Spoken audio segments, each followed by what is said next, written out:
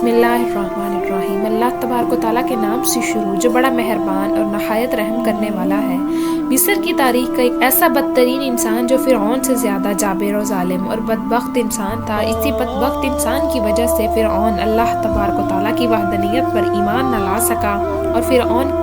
काफिर व मुशरिक मरा और हमेशा हमेशा के लिए जहन्नमी बन गया। मुहतरम नाज़रीन, ज़्यादातर लोग ये जानते हैं कि फ़िरऔन मिस्र की तारीख़ का सबसे बदतरीन इंसान था कि जिसने खुदाई का दावा किया और बनी इसराइल के मुसलमानों का कत्ले आम किया। लेकिन क्या आप जानते हैं कि फ़िरऔन के खुदाई का दावा करने और मुसलमानों का कत्ले आम करने और अल्लाह तबारक व तआला की वहदनियत पर ईमान न लाने और फिरऔन को काफिर और मुशरिक जहन्नमी बनाने में सबसे बड़ा किरदार इस इंसान का था कि जिसका आज हम जिक्र करने वाले हैं। इसी इंसान का जिक्र अल्लाह तबारक व तआला ने कुरान पाक में भी हामान के नाम से किया है। मोहतरम नाज़रीन, आज की इस वीडियो में हम आपको बताएंगे कि फिरऔन का सबसे खास दोस्त और फिरऔन का सबसे खास वजीर हामान कौन था और फिरऔन और हामान की मुलाकात कैसे हुई। फिरऔन के हाथों बनी इसराइल के मुसलमानों पर कैसे कैसे जुल्म सितम करवाए और बिला आखिर हामान फिरऔन को कैसे ले डूबा और कैसे फिरऔन उसकी वजह से काफिर और मुशरिक मरा और हमेशा हमेशा के लिए जहन्नमी बन गया। इन तमाम तर सवालात के जवाबात कुरान और हदीस की इस रोशनी में आज की इस वीडियो में हम आपको बताएंगे। लिहाजा आपसे गुजारिश है कि हमारी इस वीडियो को एंड तक ज़रूर देखिएगा। मोहतरम नाज़रीन, अल्लाह तबारक व तआला ने कुरान पाक के 6 मुकामात पर फिरऔन के वज़ीर हामान का जिक्र फरमाया है। हामान के बारे में मुफस्सिरीन कहते हैं कि हामान मिस्र के वज़ीर का एक लक़ब हुआ करता था। जो कोई भी बादशाही मिस्र का वज़ीर मुकर्रर होता था उसको हामान कहा जाता था। जैसा कि मिस्र के तमाम तर बादशाहों को फिरऔन कहा जाता था, इसी तरह इन्हीं बादशाहों के वज़ीरों को हामान कहा जाता था। और बाज़ रवायात में आता है कि हामान इस मखसूस शख्स का नाम है जो फिरऔन मूसा का वज़ीर था, जिसका जिक्र अल्लाह तबारक व तआला ने कुरान पाक में फरमाया है। हामान मिस्र में रहने वालों का एक आम बशिंदा था। फिरऔन और हामान की पहली मुलाकात उस वक्त हुई जब फिरऔन मजदूरी की तलाश में मिस्र की तरफ निकला और एक मुकाम पर फिरऔन और हामान की मुलाकात हुई। ये मुलाकात देखते ही देखते दोस्ती में बदल गई। इस तरह ये दोनों बदबख्त एक दूसरे के पक्के दोस्त बन गए। उसके बाद फिरऔन बादशाही मिस्र के दरबार में गया और वहाँ पर जाकर फिरऔन ने मिस्र के तमाम तर कब्रिस्तान के दरोगी ले ली। उसके बाद फिरऔन पर किस्मत मेहरबान हुई और फिरऔन मिस्र का वजीर बन गया और मिस्र का वजीर बनने के बाद एक बार फिर किस्मत उस पर मेहरबान हुई और ये मिस्र का बादशाह बन गया। इस तरह जब फिरऔन मिस्र का बादशाह बन गया तो उस बदबख्त ने अपने दोस्त हामान को भी अपने पास बुला लिया और अपना सबसे ख़ास वज़ीर मुकर्रर कर दिया और फिर यहाँ से इन दोनों की बदबख्ती का सफ़र शुरू हुआ। मोहतरम नाज़रीन, फिरऔन के हर जुल्म सितम और हर गुनाह के पीछे सबसे बड़ा किरदार हामान का हुआ करता था। मिस्र की तारीख़ में जितने भी मज़ालिम हुए और जितने लोगों का कत्ले आम किया गया और जितने लोगों को बुत परस्ती के अंदर मुब्तला किया गया और जितने लोगों को फिरऔन को खुदा न मानने की वजह से कत्ल किया गया, ये तमाम तर मुज़ालिम हामान की मशावरत हामान के हुक्म पर किए गए। बज़ाहिर तो मिस्र का बादशाह फिरऔन था, लेकिन फिरऔन जो कोई भी काम करता था वो अपने दोस्त हामान के मशावरत के बगैर नहीं करता, बल्कि मिस्र में होने वाली हर बुराई के पीछे हामान की शैतानियत छुपी होती थी। हामान फिरऔन को जो कोई भी मशवरा देता फिरऔन वही काम करता। इसी वजह से तारीख के अंदर हामान को फिरऔन से भी बड़ा जाबिर और जालिम है और बदतरीन इंसान करार दिया गया। मोहतरम नाज़रीन, फिरऔन जब मिस्र का बादशाह बना तो फिरऔन ने हामान से कहा कि मैं मिस्र के अंदर खुदाई का दावा करना चाहता हूँ और मैं चाहता हूँ कि मिस्र के तमाम तर लोग मुझे अपना खुदा माने और मेरी पूजा करें और मेरे सामने सजदा करें। फिरऔन हामान से कहने लगा कि खुदाई का दावा करने के लिए ऐसा करना चाहिए कि मिस्र के तमाम तर लोग मुझे अपना खुदा मानने लगे। तो उस वक्त हामान ने फिरऔन को यह मशवरा दिया कि सबसे पहले मिस्र के अंदर दीन इस्लाम की तबलीग पर पाबंदी लगाई जाए और दीनी दरसगाहों को बंद कर दिया जाए। चनाचा इस तरह हामान के कहने पर मिस्र के अंदर दीनी दरसगाहों को बंद किया गया, दीन इस्लाम की तबलीग पर पाबंदी लगा दी गई और फिर वक्त के साथ साथ लोग हज़रत यूसुफ अलैहिस्सलाम के दीन से दूर होने लगे और दीन से दूरी की वजह से जानवरों जैसे जाहिल बन गए। और उसके बाद मिस्र के लोगों को कुफ्र और शिरक के अंदर मुब्तला करने के लिए हामान ने यह चाल चली कि मिस्र के हर घर में बुतों की पूजा शुरू करवा दी اور اس طرح مصر کے ہر گھر میں لوگ کفر و شرک کے اندر مبتلا ہونے لگے اور اللہ تبارک و تعالیٰ کی وحدانیت کو چھوڑ کر بتوں کی پوجا کرنے لگے۔ اس کے بعد جب فرعون اور حامان نے دیکھا کہ مصر کے تمام تر لوگ اللہ تبارک و تعالیٰ کی ذات کو بھول چکے ہیں اور اللہ تبارک و تعالیٰ کی وحدانیت کو چھوڑ کر بتوں کی پوجا کرنے لگے، اور اس کے بعد جب فرعون اور حامان نے دیکھا کہ مصر کے تمام تر لوگ اللہ تبارک و تعالیٰ کی ذات کو بھول چکے ہیں اور اللہ تبارک و تعالیٰ کی وحدانیت کو چھوڑ کر بت پرستی کے اندر مبتلا ہو چکے ہیں، تو اس وقت حامان نے فرعون کو یہ مشورہ دیا کہ اب مصر کے تمام تر لوگوں کو ایک جگہ پر اکٹھا کیا جائے اور ان کے سامنے خدائی کا دعویٰ کیا جائے اور ان کو سجدہ کرنے کا حکم دیا جائے۔ چنانچہ فرعون نے ایسا ہی کیا۔ مصر کے تمام تر لوگوں کو ایک مقام پر اکٹھا کیا گیا اور فرعون نے ان تمام تر لوگوں کے سامنے خدائی کا دعویٰ کیا اور ان کو اپنے سامنے سجدہ کرنے کا حکم۔ اس وقت مصر کا سب سے بڑا قبیلہ قبیلہ قبطیہ وہ فرعون کو اپنا خدا ماننے لگا اور اس کے سامنے سجدہ کرنے لگا۔ چنانچہ اس طرح فرعون نے مصر کے تمام تر لوگوں کے سامنے خدائی کا جھوٹا دعویٰ کیا اور اس طرح فرعون مصر کا جھوٹا خدا بنا۔ محترم ناظرین، روایات میں آتا ہے کہ جب فرعون نے خدائی کا جھوٹا دعویٰ کیا تو اس وقت کچھ لوگ ایسے بھی موجود تھے کہ جن کے سینے ابھی ایمان کے نور سے منور تھے، اور جو لوگ ابھی اللہ تبارک و تعالیٰ کی وحدانیت پر ایمان رکھتے تھے۔ فرعون کو جب ان لوگوں کا پتہ چلا تو وہ فرعون بہت زیادہ غضبناک ہوا۔ چنانچہ اس وقت فرعون نے ان چند مسلمانوں پر اپنا ظلم و ستم کرنا شروع کر دیا اور ان کو اپنا غلام بنا لیا، اور مصر کا سب سے مشکل ترین کام اور باری برکم کام بنی اسرائیل کے ان چند مسلمانوں سے لیا جاتا اور ان پر بدترین تشدد کیا جاتا۔ اس طرح جب فرعون اور حامان کا ظلم و ستم حد سے زیادہ بڑھنے لگا تو اللہ تبارک و تعالیٰ نے بنی اسرائیل کی ہدایت کے لیے اپنے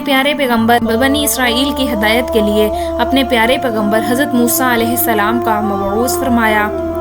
حضرت موسیٰ علیہ السلام نے فرعون کو اللہ تبارک و تعالیٰ کا پیغام پہنچایا اور اللہ تبارک و تعالیٰ کی وحدانیت کی طرف بلایا اور مسلمانوں پر ظلم و ستم کرنے سے منع فرمایا، لیکن فرعون اپنی سرکشی سے باز نہ آیا اور اسی طرح بنی اسرائیل کے مسلمانوں پر ظلم و ستم کرتا رہا۔ ایک مرتبہ حضرت موسیٰ علیہ السلام فرعون کے پاس تشریف لائے اور فرعون سے کہنے لگے کہ اے فرعون، اگر تو اللہ تبارک و تعالیٰ کی وحدانیت پر ایمان لے آئے تو اس کی وجہ سے تیری آخرت تو بہتر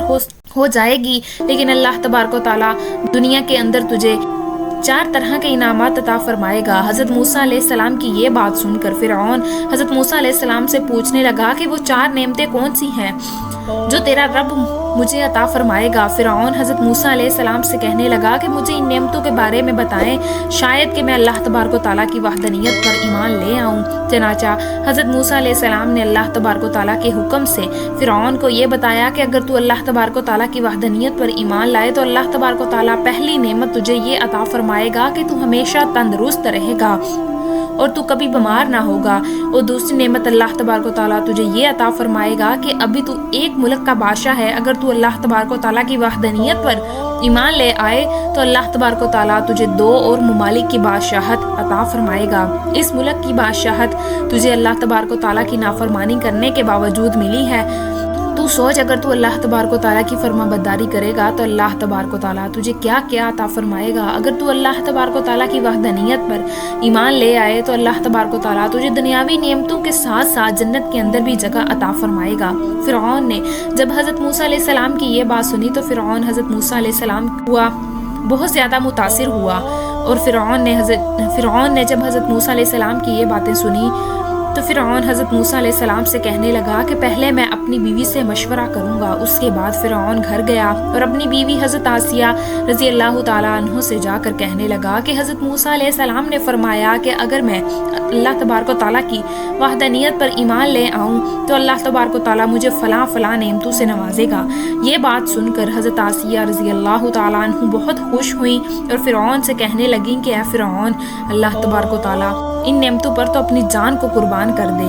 اور اللہ تبارک و تعالیٰ کی وحدانیت پر ایمان لے آ۔ یہ کہتے ہوئے حضرت آسیہ ہزاروں کی طرح رونے لگیں اور کہنے لگیں کہ آفتاب تیرا تاج ہوگا۔ حضرت آسیہ فرعون سے کہنے لگیں کہ آپ کو کسی سے مشورہ کرنے کی ضرورت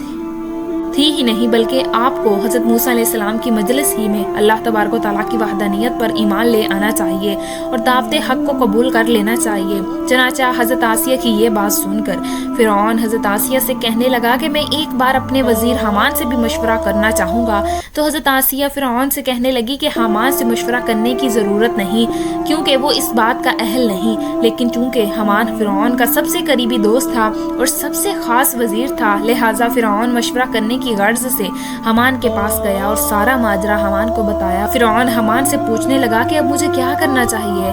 حامان نے جیسے ہی فرعون کی یہ بات سنی وہ غصے میں لال پیلا ہو گیا اور زاروں کی طرح رونے لگا اور اپنے گریبان کو پھاڑنے لگا، اور حامان نے اپنی دستار کو اٹھا کر زمین پر مارا اور شور و غل کرنے لگا اور روتے ہوئے فرعون سے کہنے لگا کہ حضرت موسیٰ علیہ السلام آپ کی شان میں معاذ اللہ یہ گستاخی کیسے کی؟ آپ کی شان تو یہ ہے کہ تمام کائنات آپ کی وجہ سے چلتی ہے اور مشرق سے لے کر مغرب تک ہر چیز آپ کی تابع ہے، اور دنیا کے تمام بڑے بڑے بادشاہ آپ کے دربار میں سجدہ ریز ہوتے ہیں۔ فرعون کا وزیر حامان فرعون سے کہنے لگا کہ حضرت موسیٰ علیہ السلام نے آپ کی توہین کی ہے، آپ اللہ تبارک و تعالیٰ کی وحدانیت پر ایمان لے آئیں جبکہ پوری دنیا آپ کو سجدہ کرتی ہے اور دنیا کے تمام بڑے بڑے بادشاہ آپ کے دربار میں سجدہ ریز ہوتے ہیں۔ فرعون کا وزیر حامان فرعون سے کہنے لگا کہ حضرت موسیٰ علیہ السلام نے آپ کی توہین کی ہے کہ آپ اللہ تبارک و تعالیٰ کی وحدانیت پر ایمان لے آئیں جبکہ پوری دنیا کائنات آپ کو سجدہ کرتی ہے اور آپ پوری دنیا کے رب ہیں۔ اس طرح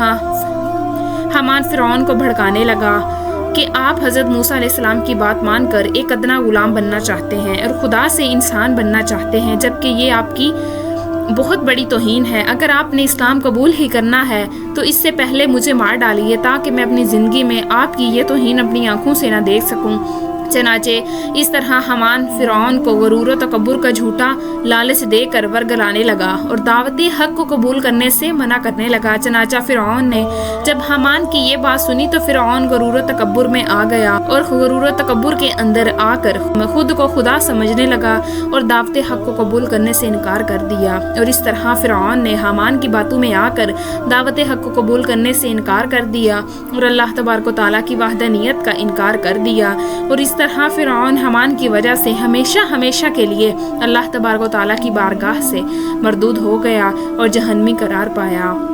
محترم ناظرین، جب فرعون کا ظلم و ستم حد سے زیادہ بڑھ گیا تو فرعون بار بار سمجھانے کے باوجود اللہ تبارک و تعالیٰ کی وحدانیت پر ایمان نہ لایا۔ کئی بار اللہ تبارک و تعالیٰ کے عذابات کو دیکھنے کے باوجود بھی دعوت حق کو قبول نہ کیا تو اللہ تبارک و تعالیٰ نے فرعون پر اپنا عذاب نازل کرنے کا ارادہ فرمایا اور فرعون کو غرق کرنے کا ارادہ فرمایا۔ اللہ تبارک و تعالیٰ نے حضرت موسیٰ علیہ السلام کی طرف وحی بھیجی کہ وہ قوم بنی اسرائیل کو لے کر مصر سے روانہ ہو جائے۔ چنانچہ حضرت موسیٰ علیہ السلام قوم بنی اسرائیل کو لے کر مصر سے روانہ ہو گئے۔ فرعون کو اس بات کا پتہ چلا حضرت موسیٰ علیہ السلام تمام تر مسلمانوں کو لے کر مصر چھوڑ کر جا رہے ہیں، تو فرعون نے ایک بہت بڑا لشکر تیار کیا اور حضرت موسیٰ علیہ السلام کا پیچھا کرنے لگا، اور فرعون نے اپنے لشکر کو یہ حکم دیا کہ حضرت موسیٰ علیہ السلام کے ساتھ جتنے بھی مسلمان ہیں ان میں سے کوئی بھی زندہ نہیں بچنا چاہیے اور معاذ اللہ سب کو قتل کر دینا چاہیے۔ چنانچہ ادھر جب حضرت موسیٰ علیہ السلام دریائے نیل کے کنارے پر پہنچے، حضرت موسیٰ علیہ السلام کی قوم گھبرا گئی کہ آگے دریائے نیل ہے اور پیچھے فرعون کا لشکر، اور حضرت موسیٰ علیہ السلام کی قوم حضرت موسیٰ علیہ السلام سے کہنے لگی کہ آج ہمیں فرعون سے کوئی نہیں بچا سکتا۔ اس وقت حضرت موسیٰ علیہ السلام نے اپنی قوم کو تسلی دی اور فرمایا کہ اللہ تبارک و تعالیٰ ہمارے ساتھ ہے۔ اس وقت اللہ تبارک و تعالیٰ نے حضرت موسیٰ علیہ السلام کو اپنے عصا مبارک کو دریائے نیل کے کنارے پر مارنے کا حکم دیا۔ چنانچہ جیسے ہی حضرت موسیٰ علیہ السلام نے اللہ تبارک و تعالیٰ کے حکم کے مطابق اپنے عصا کو دریائے نیل کے کنارے پر مارا تو دریائے نیل میں سے راستہ بن گیا، تو حضرت موسیٰ علیہ السلام اور ان کی قوم نے دریائے نیل کو آسانی کے ساتھ عبور کر لیا۔ ادھر جب فرعون دریائے نیل کے کنارے پر پہنچا تو فرعون بھی اپنے لشکر کو لے کر دریائے نیل کے اندر داخل ہو گیا۔ جب فرعون کا لشکر دریائے نیل کے بالکل درمیان میں پہنچا تو اللہ تبارک و تعالیٰ نے دریائے نیل کو مل جانے کا حکم دیا۔ چنانچہ دریائے نیل اللہ تبارک و تعالیٰ کے حکم کے مطابق فرعون کے لشکر کی طرف بڑھنے لگا، اور فرعون نے جب یہ منظر دیکھا اور اپنی آنکھوں کے سامنے اپنی موت کو آتے ہوئے دیکھا تو فرعون بلند آواز سے چلایا اور کہنے لگا کہ میں حضرت موسیٰ علیہ السلام کے خدا پر ایمان لایا، اور میں اس خدا پر ایمان لایا جس پر قوم بنی اسرائیل ایمان لے آئی۔ اس طرح جب فرعون غرق ہونے لگا تو وہ دعا مانگنے لگا۔ اس وقت حضرت جبرائیل علیہ السلام نے مٹی کو اٹھایا اور فرعون کے منہ پر ڈال دیا تاکہ یہ اللہ تبارک و تعالیٰ کی بارگاہ میں دعا کو نہ مانگ سکے، اور فرعون اس وقت اللہ تبارک و تعالیٰ کی وحدانیت پر ایمان لانا چاہتا تھا، لیکن اس وقت اس کا ایمان لانا قابل قبول نہ تھا، کیونکہ اللہ تبارک و تعالیٰ کا عذاب اس پر نازل ہو چکا تھا اور اس پر توبہ کا دروازہ بند ہو چکا تھا۔ اس کے بعد اللہ تبارک و تعالیٰ کے حکم سے دریائے نیل آپس میں مل گیا اور فرعون اور اس کا پورا لشکر دریائے نیل کے اندر غرق ہو کر ہلاک ہو گیا۔ امید کرتی ہوں کہ آپ کو ہماری آج کی ویڈیو اچھی لگی ہوگی۔ اگر ہماری ویڈیو اچھی لگے تو ویڈیو کو لائک کیجئے اور مزید اس طرح کی ویڈیوز دیکھنے کے لیے ہمارا چینل سبسکرائب کیجئے۔ ملتے ہیں نیکسٹ ویڈیو میں، اجازت دیجئے، اللہ حافظ۔